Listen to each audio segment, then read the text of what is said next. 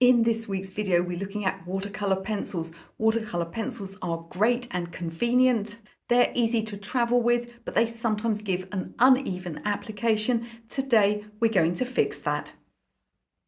So in this video, we're going to look at the application methods for watercolor pencils. We're going to look at lots of different things. So we're going to look at the quality of the pencils, the type of paper and paintbrushes you should be using. We're also going to look at some physical techniques of actually how you can apply the pencils in a better way to get a smoother effect. Now I'm going to be using 3 or 4 different brands of different types of quality. We're also going to look at Inktense pencils in this video.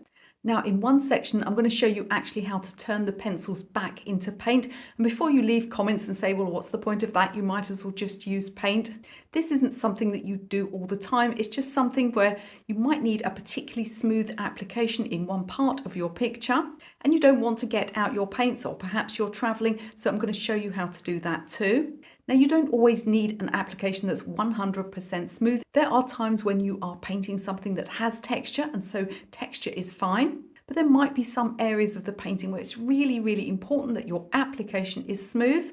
This video is going to be jam-packed with value. I'm literally going to tell you every single thing that I know that can help you to get smoother watercolor pencils. So let's get started. Using the right type of paper for watercolor pencils is pretty important, so we're going to start there.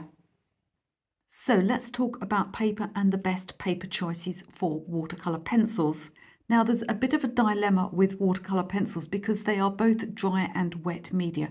Now generally speaking, dry pencils apply best to a smoother paper, but watercolor applies best to a textured paper. So you can see that we have a balancing act here with watercolor pencils.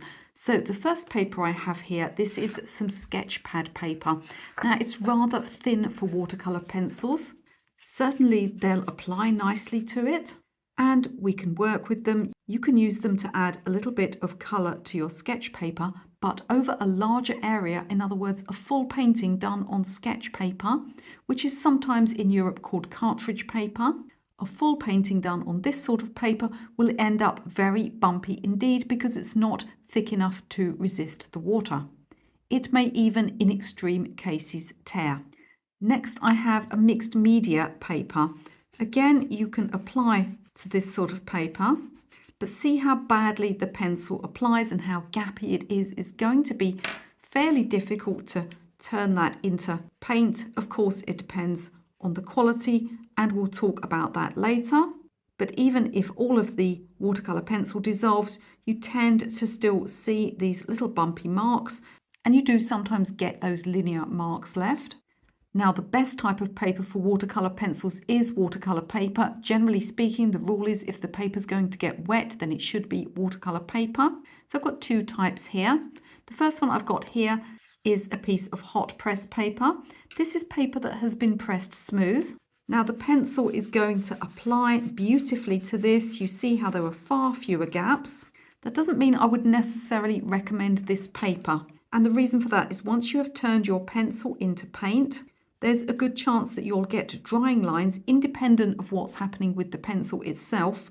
Watercolor paper with bumps is designed to spread out pigment and spread out water and to prevent puddling and therefore to prevent drying lines and backruns. So hot press paper is actually quite difficult to work with and you are far more likely to get things like backruns and cauliflowers forming in your work.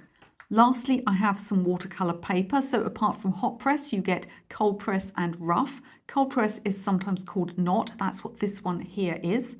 Now, to be clear, watercolor papers vary so much between manufacturers. You could go to one manufacturer and find their rough paper was actually less rough than another manufacturer's paper, or indeed more like a knot paper. So really those labels are a little bit arbitrary.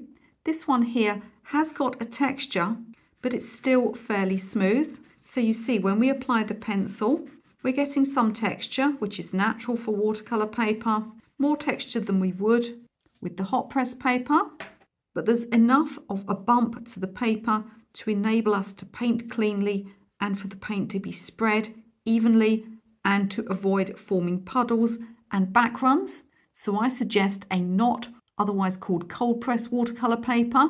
Just try to choose one that's on the smoother end of the spectrum rather than on the rougher end. Let's look now at the best type of brush for using with your watercolour pencils.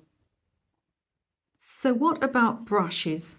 Now the type of brush is easy, but the size of the brush is a little bit more important. So for type of brush, I would choose a synthetic watercolour brush. These have bristles that are firm enough to agitate the watercolour pencil, but not so firm that they'll lift up the paper, really interfere with the smoothness. But what's a little bit more important is the size of the brush that you use.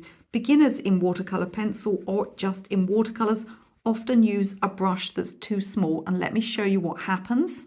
If you use a brush that's too small, strokes are going to start drying and you're going to end up with a rather sort of bitty effect. It's going to be dry in places. You're going to end up with brush marks showing. The rule is that you should use the largest brush that is possible for the space that you're working in, where you can still paint accurately. And in this way, you'll get a lovely smooth effect. So don't be messing around with brushes that are too tiny. You really don't need them at all with watercolour pencils, because if you had some really, really tiny marks to make, you'd be far better going straight in with the pencil itself. I can't tell you how important quality is for watercolour pencils. However, there are some uses for the cheaper ones too. Let's look at quality next. So let's talk now about quality and about dissolvability of the pencils. I've got 3 different brands here. I've got an Arteza, which is a cheaper brand. I've got some Caran d'Ache Museum Aquarelle. This is really my favourite one at the moment for dissolvability. And then I've got some Derwent watercolour. These are also very good pencils. I find them a little bit less dissolvable, but that's not always a bad thing. Let's swatch them out first of all. They're all different colours, so bear that in mind. I've got some pinks and oranges. Let's try the Arteza and the Derwent. Now already you can see a difference in the amount of pigment, and that's not me putting less on the paper. I'm trying to be consistent. Now we've got the Caran d'Ache, and we'll agitate each of them with water. Now obviously this Arteza one is meant to be a lighter colour, but you can see how little pigment it has on the paper. Now I have the Derwent. This has agitated nicely, although there's still a little texture left on the paper. And finally, we'll use the Caran d'Ache. And I think you can see the difference between the brands here.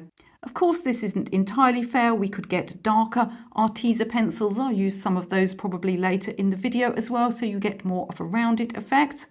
And I'm not here to have a go at certain brands. You must use what you can afford.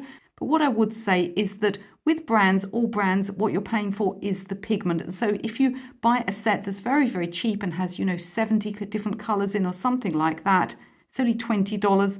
You might get a beautiful box. You might get beautiful, brightly coloured pencils. Look how bright coloured this pencil is. Looks fantastic, doesn't it? But the pigment is the expensive bit, and that's what the manufacturers will skimp on. So what do you do if you have some cheaper pencils and they don't dissolve well? What you don't do is throw them away. So I've got some regular watercolour paint here. One of my favourite ways of using watercolour pencils is actually to draw into wet paint. So if I use my Derwent pencil here, as I said, I find this one is a little bit less dissolvable. It tends to stay put under layers of paint. And so if I'm making marks on a petal, or if I'm drawing grasses with it, or adding texture to a tree bark, the fact that it doesn't dissolve completely may indeed be an advantage. And even if you only have watercolour pencils, there may be areas where you want to layer and you want to add textured marks and you don't want them to completely disappear. This is when your less dissolvable pencils will come in handy. At this point in the video, can I remind you please to press that like button, that thumbs up, if you're getting any value from this video. Videos such as this take many, many hours and days to produce. If you can like, share, subscribe, or leave me a comment, all of those things are free. It will help to push this video out to more people, ensuring that I can make more free content for you. So I've got a few tricks for your actual application of the pencils, for the way you sketch them on the paper, and some strategies that you can use to make them smoother. But before we look at those strategies, We're going to look at how you can actually turn your watercolor pencils into paint. And this is something that you can use for specific areas of your paintings where smoothness is really important. So what to do if you absolutely must have smoothness in one particular area, so much so that you want to reconstitute your watercolor pencils as watercolor paint. I'm going to show you 4 different ways of doing that. The first one, and this is if you only need a small amount of color somewhere, you can just go directly onto the tip of your pencil and pick up some pigment and paint straight onto your paper. The second thing you can do is to take some sandpaper and actually sand onto your palette until you have a fine dust like this, which can be turned into paint. Now this works really well, but the downside to it is you're going to lose an awful lot of pencil on the sandpaper. Here I have something really interesting. I have a Caran d'Ache pencils palette. This is a textured sheet of plastic, and what you do is you draw onto it like this. It's textured, so that will help some pencil to be deposited on the palette. And then you can just turn that pencil into paint. I only bought this recently. It really was very cheap indeed. But if you don't have one of those, I'm going to give you an alternative. Or possibly you live in a country where buying art materials like that is super expensive. You can actually just use any piece of watercolor paper, sketch onto it, and pick up your paint. You will lose again a little bit of the pigment, but you'll be amazed actually how much pigment you can pick up. And if you're traveling and you haven't even got room for watercolor pencils, you can simply make a little travel palette by sketching little squares of color onto your watercolor paper, popping it in your sketchbook so you've always got some colors with you. Let's look now at how you actually apply and sketch with your watercolor pencils. This can make all of the difference. We're also going to discuss when your pencil should be blunt and when it should be sharp, because that will make a difference too. I'm going to share with you a little trick that I learned from colored pencil application as well. So let's look now at how to apply your watercolor pencils in the best way possible. So let's discuss now the best way to actually draw onto the paper in order to get a smooth application, which is going to help you to get smooth paint. So it helps sometimes if your pencils aren't too sharp. There are times when you might need to use a sharp pencil. We'll talk about that in a moment. But what you want to do is just sketch very lightly like this. And you want to go in multiple directions, so cross-hatching, laying down as smoothly as you can. You don't want to press hard or dent the paper. You also want to consider, especially if you have a brand of pencil that doesn't dissolve completely, you want to consider the direction of the lines that you're sketching and consider how they'll look if they remain behind. So in other words, you want to use the pencil strokes to follow the direction of the object. If it were an apple, for instance, you would sketch round. If it were a flower petal, you might sketch outwards like this. Try not to just scribble randomly or, for instance, in a rose petal, scribble straight lines straight across, because if any of them are left, it's going to look very strange. Whereas if some are left and they're just following the curve of the petal outwards, it's going to look a lot more natural, even if there's a little texture there. And by applying this way, you see the colour dissolves nicely. We're not left with lines here. As I said, there is a time for a sharp pencil. And it's when you want to add fine details, which you can do on top like this. Looks a bit like a butterfly wing, doesn't it? There's a way that coloured pencil artists apply coloured pencil sometimes that will also give you a smooth, uniform effect, but you only want to use it for areas where you want very strong, dark colour, and you don't need to go on top with another colour. An example might be a berry or perhaps an animal's eye. And what you're going to do then is you're going to press quite hard and work in tiny, tiny circles. This will fill in all the bumps on the watercolor paper, but be aware that it's also burnishing and flattening the paper.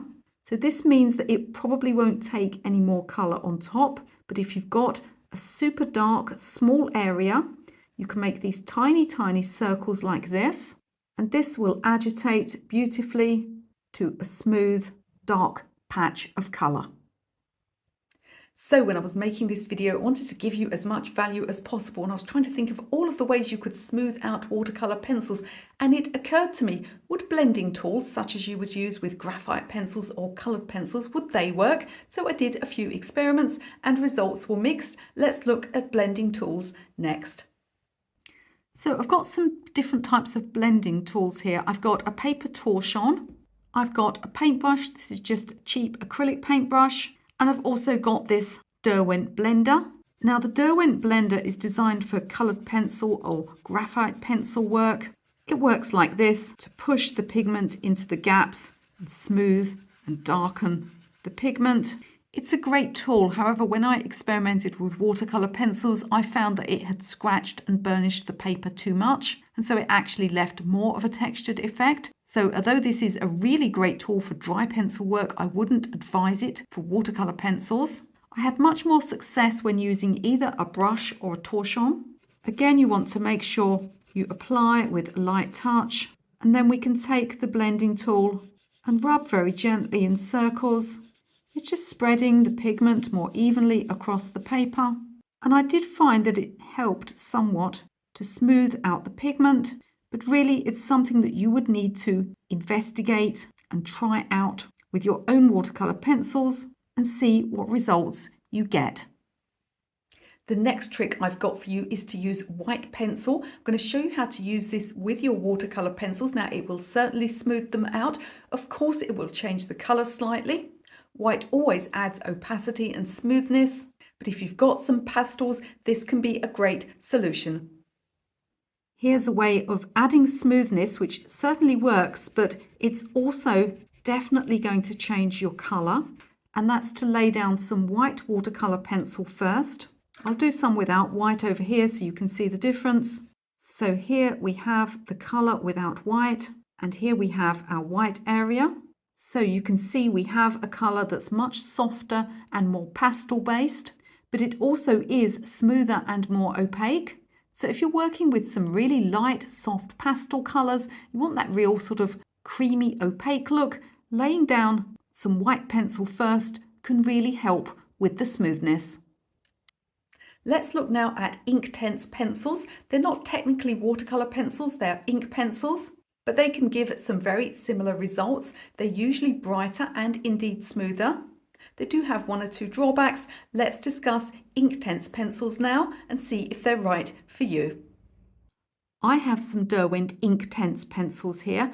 They act just like watercolour pencils, but they aren't watercolour, they are ink. They're more vibrant and they tend to be more transparent and dissolve better. So if you're really struggling with watercolour pencils, you might want to try these, or if you just want something that's more bright and vibrant. So we're going to use them exactly the same way. The only difference with these is that once they dry, they are permanent. In other words, underneath layers won't re-wet. Now people go on about that all the time, but you know what? I don't think it really matters because I don't know, it's to me, the way I work anyway, it's not very likely that I'll need an underneath layer to re-wet. I don't tend to work in many layers. I tend to just apply colours and leave them alone, but they certainly dissolve a little bit easier and the colours tend to be very strong and very vibrant. All in all, they're a great alternative to watercolour pencils. Now, I would like to ask you a question. Can you tell me, please, what sort of videos on watercolour pencils you would like to see? Or perhaps other issues that you have with watercolour pencils? If you're interested in taking a watercolour pencils course, I have a full online flower painting course where we go through 8 full flower tutorials. You can find a link to all of my online courses in the description of this video. And while you're in the description, don't forget to download some of the free stuff I've got down there. I've got free downloadable PDFs. I've even got some free courses you can take. And if you found this video useful, but you find that sometimes when you're applying watercolour pencils, you end up with sort of a hard edge and find it hard to blend them and get blended soft edges, something we didn't really speak about in this video. I'll link to another video that's going to show you how to do that. You can watch that video right now.